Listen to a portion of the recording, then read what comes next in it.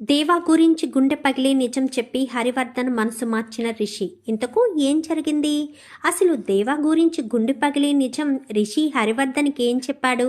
హరివర్ధన్ తన మనసు మార్చుకుని మిథునా దేవాలని ఒకటి చేశాడా? ఇదంతా కూడా వీడియోలో చూసి తెలుసుకునేద్దాం. మొత్తానికైతే ఎవరికైతే తెలియకూడదు అనుకున్నారో రిషికి కాస్త దేవ మిథున ఇద్దరూ భార్యాభర్తలని, మిథున మెడలో బలవంతంగా తాళి కట్టింది దేవ అన్న విషయం బయటపడిపోతుంది.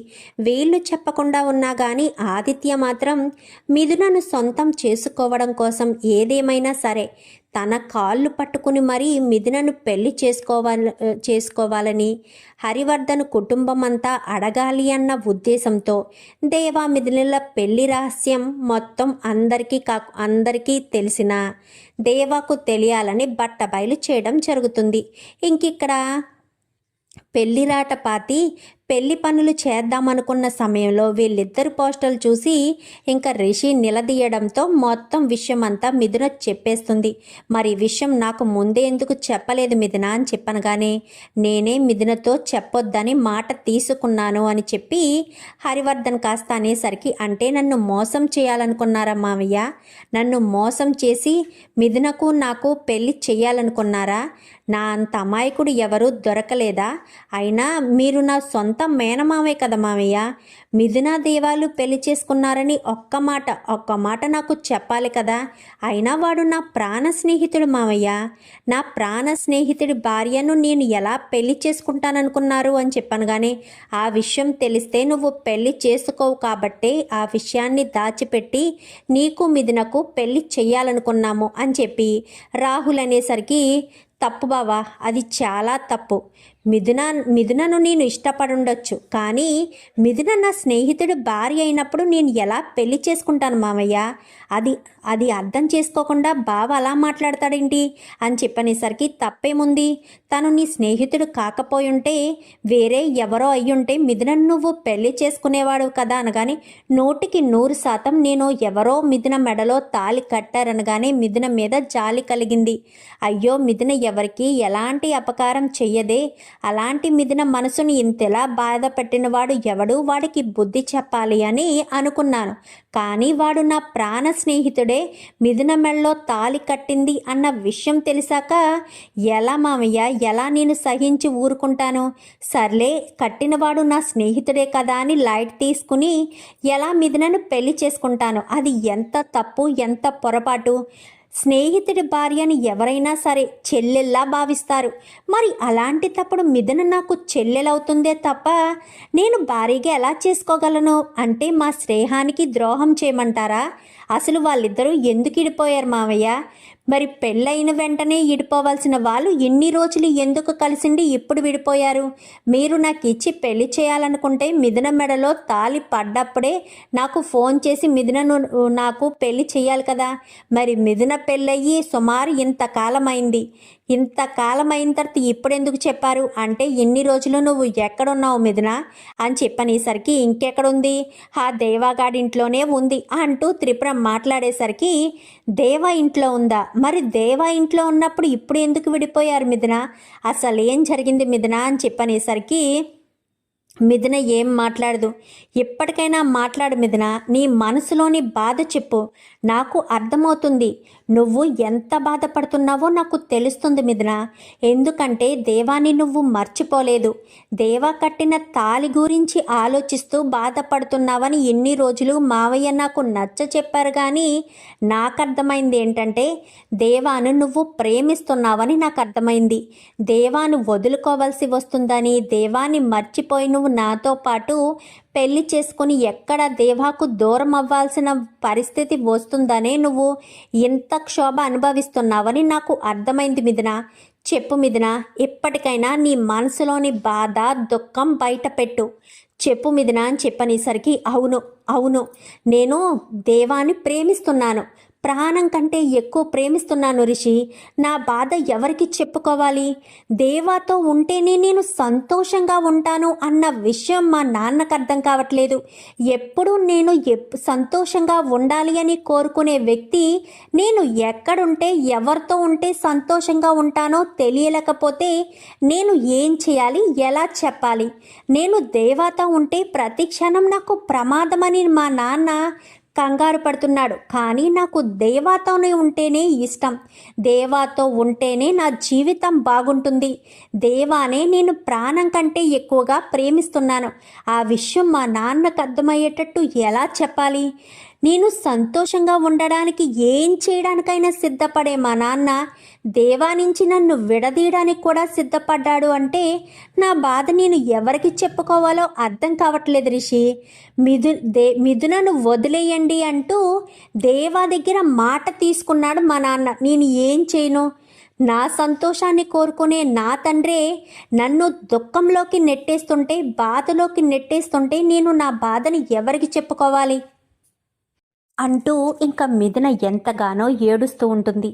బాధపడకు మిథున, బాధపడకు అంటూ లలిత, అలంకృత పట్టుకుంటారు. అసలు ఎందుకు మామయ్య దేవా అంటే మీకు ఎందుకు నచ్చడం లేదు? అసలు దేవాలో ఏం తక్కువ క్వాలిటీస్ ఉన్నాయని? నాకన్నా బాగా చదువుతాడు, నాకన్నా గొప్ప స్థాయిలో లేకపోవచ్చు. వాడు ఫ్యామిలీ పరిస్థితి, వాడు ఎందుకు అలా మారిపోయాడనేది మీకు తెలియదు మామయ్య. మీరు ఎప్పటికీ వాడిని తక్కువ అంచనా వేస్తున్నారు. వాడిలో చాలా టాలెంట్ ఉంది. నాకన్నా గొప్పగా చదివే వ్యక్తి ఈరోజు ఈ పరిస్థితికి ఎందుకు వచ్చాడనేది తెలీదు అని చెప్పనేసరికి, నీకు తెలీదు రిషి, నాకు తెలుసు. దేవా ఒక రౌడీ. దేవాతో మిథున కలిసుంటే ఈరోజు కాకపోయినా రేపైనా సరే మిథునకు పెద్ద ప్రమాదం ఎదురవుతుంది. తన ప్రాణాలు కోల్పోయే పరిస్థితి వస్తుంది. నేను ఇన్ని సంవత్సరాలు కాలు కింద పెట్టకుండా అల్లారుముద్దుగా నా కూతుర్ని పెంచుకున్నాను. మరి అలాంటి నా కూతురు ప్రాణాలు సగం జీవితంలోనే దూరం అవుతూ ఉంటే చూస్తూ నేను ఊరుకోగలనా? చూసి తట్టుకోగలనా? ఆ క్షోభ నాకు జీవితాంతం వెంటాడదా? అందుకోసమని నా కూతురికి మంచి జీవితం ఇవ్వాలి అనే దేవా దగ్గర మాట తీసుకున్నాను మిథునను వదిలేమని. అందుకే దేవా నన్ను కాపాడడానికి మిథులను తన జీవితంలోంచి శాశ్వతంగా పంపించేశాడు అని చెప్పనేసరికి, తప్పు చేశారు మావయ్య, చాలా పెద్ద తప్పు చేశారు. మిథున నన్ను పెళ్లి చేసుకుని సంతోషంగా ఉంటుందనుకుంటున్నారా? మీ ఇష్టం నాన్న, మీ ఇష్టం నాన్న అంటూ మాట్లాడుతుందే తప్ప నాకు ఇష్టమే నాన్న అంటూ మిథున నోటంట అసలు ఆ మాట వచ్చిందా? ఎందుకు రాలేదు? ఎందుకంటే మిథునకు నేనంటే ఇష్టం లేదు, నన్ను ఇష్టపడే పరిస్థితి లేదు. ఎందుకంటే మిథున ప్రాణం కంటే ఎక్కువగా ప్రేమించింది దేవాని కాబట్టి. మరి అలాంటి దేవాని కాదని నాతో ఎలా ఉంటుంది? మీరిక్కడ దేవా నుంచి దూరంగా పంపించేయడం కోసం అమెరికా వరకు పంపించేస్తాను అంటూ చెప్తున్నారు. అమెరికా కాదు, అంతకు మించి దూరం వెళ్ళినా మిథున దేవాని మర్చిపోలేదు, ఎప్పటికీ మర్చిపోదు. నాతో సంతోషంగానే ఉండలేదు. అప్పుడు మీకు సంతోషం అనిపిస్తుందా మావయ్య? మిథున మా కళ్ళల్లో, మిథున మొహంలో నవ్వు చూడాలనే కదా మీరు ఎంత ఆతృత పడుతున్నారు? మరి మిథున నాతో ఉన్నా సంతోషంగా లేనప్పుడు ఎంత దూరం వెళ్ళినా ఏం ఉపయోగం? అసలు దేవా లాంటి మంచి మనిషిని మిథున వదులుకోవడం కాదు, మీరు దూరం చేసుకోవడం వల్ల చాలా కోల్పోతారు. దేవా లాంటి మంచి మనస్తత్వం గల వ్యక్తి ఎవరైనా ఉన్నారు అంటే చాలా తక్కువ.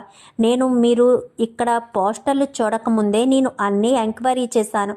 అన్నీ ఎంక్వైరీ చేస్తే అన్ని విషయాలు తెలిసాయి. ఒక జడ్జి కూతుర్ని పెళ్లి చేసుకున్న తర్వాత ఏదో రకంగా లైఫ్ సెటిల్మెంట్ ఉంటుందని తనతో క్లోజ్గా మూవ్ అయ్యి భారీగా అంగీకరిస్తాడు. కానీ దేవా ఇప్పటి వరకు మిథునను భారీగా అంగీకరించలేదు. మీరు తనకి ₹1,00,00,000 ఆశ చూపించినా దేవా డబ్బుకి కక్కుర్తి పడలేదు. అదే మరొకరయ్యుంటే మీరిచ్చిన డబ్బుకి ఎప్పుడో మిథునను శాశ్వతంగా వదిలేసుకోవడమో, లేదంటే మిథునతో కలిసి జీవితాన్ని పంచుకుంటే మీ కోట్ల ఆస్తి తనకే దక్కుతుంది అన్న ఉద్దేశంతోనో స్వార్థంగా ఆలోచించేవారు కదా. కానీ దేవా మీకు ఎప్పుడైనా అలా అనిపించాడా? ఎప్పుడైనా స్వార్థంగా కానీ డబ్బు కోసం ఇదంతా చేస్తున్న వాడిలా అనిపించాడా? ఆ రోజేదో చిన్న గొడవ జరగడంతో ఆవేశంలో మిథున మెడలో తాళి కట్టాడు. దానికి దేవ ఎంతో క్షోభను అనుభవించాడు. ఆ తర్వాత మిథున మీద ప్రేమను పెంచుకున్నాడు. మిథున లేకపోతే తన ప్రాణం పోతుందా అన్నంత పరిస్థితికి దేవా వచ్చేశాడు. మరి అలాంటి దేవాని కాదని మిథునను నాకు ఇచ్చి పెళ్లి చేస్తే మిథున సంతోషంగా ఉంటుందా, అక్కడ దేవా సంతోషంగా ఉంటాడా? ఒక్కసారి ఆలోచించండి మామయ్య. దేవా గనక ఈరోజు నేను మీ కళ్ళ ముందు ఈరోజు ఇలా ఉన్నాను అంటే దానికి దేవా కారణం. ఇప్పటి వరకు నేను ఈ విషయాన్ని ఎవరికీ చెప్పలేదు. ఇన్ని రోజుల నుంచి దేవా నా ప్రాణ స్నేహితుడు. నా లైఫ్లో జరిగే ప్రతి ఒక్కటి వాడికి చెప్పాలి, వాడే ముఖ్యమైన వ్యక్తి అంటూ ఎన్నిసార్లు అన్నానో మీకు ఐడియా ఉందా? ఎందుకన్నిసార్లు అన్నానో తెలుసా మావయ్య? ఎందుకంటే ఈ ప్రాణం భిక్షగా వేసింది దేవా కాబట్టి. ఆ రోజు గనక దేవా తన ప్రాణాలకు తెగించి నన్ను కాపాడకపోయి ఉంటే ఈరోజు నేను మీ కళ్ళ ముందు ఉండేవాణ్ణి కాదు అని చెప్పనేసరికి ఏమైంది రిషి అని చెప్పాను. కానీ దేవా నేను కోనేటి దగ్గర స్నానానికి వెళ్ళినప్పుడు ఇంకా నేను కాలు జారి నీళ్ళల్లో పడిపోయాను. అందులోంచి కొట్టుకుపోతుంటే దేవాయే, తను చిన్నవాడైనా సరే తన ప్రాణాలకు తెగించి నా ప్రాణాలను కాపాడాడు. ఆ రోజే కనుక దేవా తన ప్రాణానికి తెగించి నన్ను కాపాడకపోయి ఉంటే ఈరోజు మీ కళ్ళ ముందు నేను కనిపించేవాడిని కాదు. ఈ విషయం తెలిస్తే మీరు ఎక్కడ కంగారు పడతారో అని ఇప్పటి వరకు ఈ నిజాన్ని ఎవరికీ చెప్పలేదు. దేవా చాలా మంచివాడు మామయ్య. దేవా లాంటి మంచి మనిషి మిథునకు భర్తగా దొరికినందుకు చాలా సంతోషపడాలి. అందుకే వాడికి నేను అంత విలువనిస్తాను. వాడంటే నాకు అంత ఇష్టం. అర్థం చేసుకోండి మామయ్య. దేవా మిథులను వేరు చేయడం వల్ల మనకు ఏం కష్టం వస్తుందో ఏం నష్టం వస్తుందో తెలియదు, కానీ దేవా మిథునలు మాత్రం వాళ్ళ జీవితాన్ని కోల్పోతారు. అర్థం చేసుకోండి, వాళ్ళ ప్రేమను గుర్తించండి అని చెప్పనేసరికి బాగానే ఉంది రిషి, నువ్వైతే మిథునను త్యాగం చేసి దేవాకు పెళ్లి చేయాలి అనుకుంటున్నావు, లేదా వాళ్ళిద్దరినీ కలపాలి అనుకుంటున్నావు. మరి అక్కడ భానుకి దేవాకి ఎంగేజ్మెంట్ ఆల్రెడీ జరిగిపోయింది, పెళ్లి పనులు కూడా స్టార్ట్ అయిపోతున్నాయి. మరి భానుని ఎలా ఆపుతావు అని చెప్పాను. కానీ నేను ఏదో ఒకటి చేసి ఆపుతానులే అక్క. నేను ఏం మాట్లాడాలో ఎలా మాట్లాడాలో తెలుసు. నేను మిథునని పెళ్లి చేసుకుని ఎక్కడ సంతోషంగా ఉండలేను అనే కదా మిథున దేవాలని ఒకటి చెయ్యాలి అనుకుంటున్నాను. అదే భానుకు కూడా అర్థమయ్యేటట్టు చెప్తే భాను కూడా అర్థం చేసుకుంటుంది. దేవాను తను ప్రేమించే పెళ్లి చేసుకుంటుంది. దేవాను భాను ప్రేమించింది తప్ప భానుని దేవా ప్రేమించలేదని వాళ్ళ మాటల ద్వారా నాకు అర్థమైంది. అలాంటి తప్పుడు ఇంకా భాను దేవాని పెళ్లి చేసుకుని ఏం సంతోషంగా ఉంటుంది, అర్థమయ్యేలా తనకు నేను చెప్తానంటూ మిథున అని చెప్పనేసరికి ఇంకా మిథున హరివర్ధన్ వంక చూస్తూ ఉంటుంది. వెళ్ళమ్మా వెళ్ళు, ఇన్ని రోజులు నేను నీ బాధను అర్థం చేసుకోలేకపోయాను. కన్న తండ్రిగా నీ సంతోషాన్ని నేను కోరుకున్నాను, కానీ నువ్వు దేవా నుంచి దూరం అయితే నువ్వు ఎంత క్షోభ అనుభవిస్తావనేది నేను తెలుసుకోలేకపోయాను అంటూ హరివర్ధన్ కాస్త అనేసరికి నాన్న అంటూ ఇంకా హరివర్ధన్ని హత్తుకుంటుంది. వెళ్ళు మిథున వెళ్ళు, దేవాను కాపాడుకో, భానుల పెళ్ళి జరగకుండా నువ్వే చూడు అని చెప్పి ఇంకా అనేసరికి మిథున అని చెప్పి ఇంకా మిథునను తీసుకుని వెళ్తాడు. వెళ్ళేసరికి ఇక్కడ త్రిపుర వెంటనే ఆదిత్యకి ఫోన్ చేస్తుంది. ఒరే ఆదిత్య, ఇంకా నీకు మిథున ఎప్పటికీ దక్కదు. ఈ రిషిగాడికి కూడా నిజం తెలిసిపోయింది. ఇంకా మీ మామయ్య హరివర్ధన్తో మాట్లాడి దేవాను మిథునను కలపడానికి రిషి వెళ్తున్నాడు. మీ మామయ్య కూడా దేవాను అల్లుడుగా అంగీకరించేసినట్టే. ఇంకా నువ్వు మిథునను మర్చిపోవడం తప్ప వేరే ఆప్షన్ లేదు అని చెప్పాను. కానీ ఎప్పటికీ అలా జరగనివ్వను. వాళ్ళు ఎంతసేపు అయింది బయలుదేరి అనగాని ఇప్పుడే బయలుదేరారు అనేసరికి నేను వాళ్ళను వెంబడిస్తాను, వాళ్ళని ఫాలో అవుతాను. నేను మాత్రం ఎట్టి పరిస్థితుల్లో మిథునను వదులుకోదలుచుకోలేదు అని చెప్పి ఇంకా ఆదిత్య కాస్త రౌడీలతో సహా రిషి మిథున మీద అటాక్ చేస్తారు. రిషి మిథున మీద అటాక్ చేసేసరికి ఇంకా మిథునను కాపాడబోయి రిషికైతే కడుపులో కత్తి గుచ్చుకునేసరికి రిషి అక్కడికక్కడే కింద పడబోయేసరికి ఇంకా ఏం చేయాలో అర్థం కాక రౌడీలు పారిపోయేసరికి మిథున దేవాకి ఫోన్ చేస్తుంది. ఫోన్ చేసి జరిగిన విషయం చెప్పేసరికి ఇంకా ఆదిత్య దేవా కాస్త చాలా కంగారుగా అక్కడికి వస్తాడు. వచ్చేసరికి రక్తపు మడిగిలో పడి ఉంటాడు. ఇంకా రిషి అయితే రిషిని తన భుజం మీద మోసుకుంటూ ఇంకా అక్కడికి 2 కిలోమీటర్లు ఉంటుంది హాస్పిటల్. అయినా సరే అంత దూరం మోసుకుని మరీ హాస్పిటల్కి తీసుకువెళ్తాడు. ఇంకా తన తండ్రికి విషయం చెప్తుంది. ఎందుకంటే ఆదిత్యని రిషి కడుపులో పొడిచేస్తాడు. ఆదిత్యే అటాక్ చేశాడన్న విషయం మిథునకు తెలుస్తుంది. వెంటనే ఇంటికి ఫోన్ చేసి హరివర్ధన్కి చెప్పేసరికి ఏంటమ్మా మిథున, ఏంటి నువ్వనేది అనగానే అవును నాన్న, ఆదిత్యమ్మ మీద అటాక్ చేశాడు. ఆదిత్య రిషి కడుపులో పొడిచేశాడు. ఇంకా అక్కడి నుంచి పారిపోయేసరికి ఏం చేయాలో అర్థం కాక నేను దేవాకి ఫోన్ చేశాను అనేసరికి ఇప్పుడు మీరు ఎక్కడున్నారు అనగానే హాస్పిటల్లో ఉన్నామనేసరికి వెంటనే బయలుదేరి వచ్చేసేసరికి ఇంకా ఏమైంది, అసలు ఎందుకు ఆదిత్య అటాక్ చేశాడు అనగానే అది అని చెప్పనేసరికి ఈలోపు రిషికి మెలకు వస్తుంది. రిషికి మెలకు వచ్చేసరికి అందరూ కూడా లోపలికి వెళ్తారు. ఒరే దేవా అని చెప్పాను కానీ ఏమైందిరా, నీ రక్తం కళ్ళ చూసిన వాడిని వదిలిపెట్టను అని చెప్పాను కానీ నువ్వేమీ వాడిని ఏమీ చేయనవసరం లేదు, ఆల్రెడీ ఆదిత్యను అరెస్ట్ చేయించాను అంటూ హరివర్ధన్ చెప్తాడు.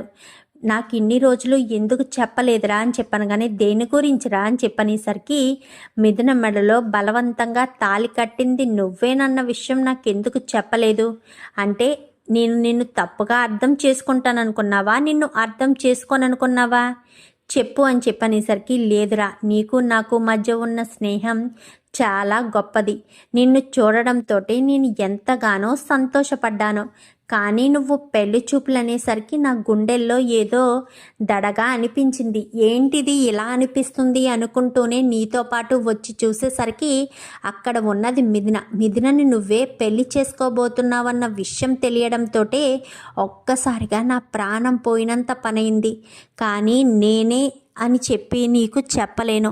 అందుకోసమని ఏం చేయాలో అర్థం కాని పరిస్థితిలోనే ఇక్కడ సైలెంట్గా ఉండిపోయానే గాని ప్రాణ స్నేహితుడివైన నిన్ను మోసం చేయాలని కాదు రిషి అని చెప్పనేసరికి నాతో ఒక్క మాట అయినా చెప్పాలి కదరా.